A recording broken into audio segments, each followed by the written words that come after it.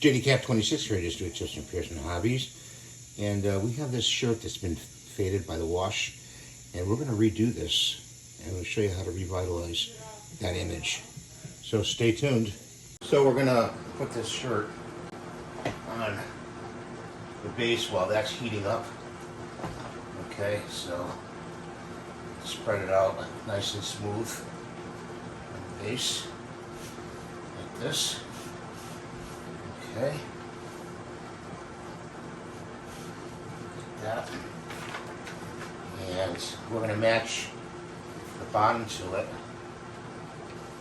as best we can, like that. Okay. I don't know if this is going to work, guys, but we're going to try it.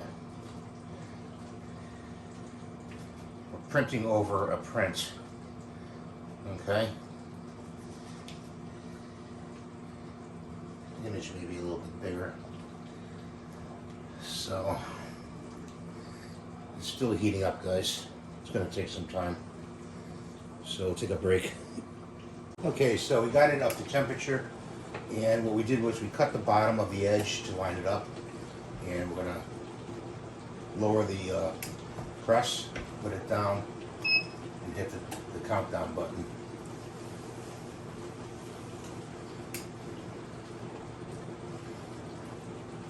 And we're going to wait. It's going down. I have it set to about 30 seconds to do the press. And I hope you can hear me over the dishwasher. Sorry about that, guys. And we're going to let it go a few minutes longer. Going to let it go a few minutes longer. And lift it up, swing it out of the way. Take this off.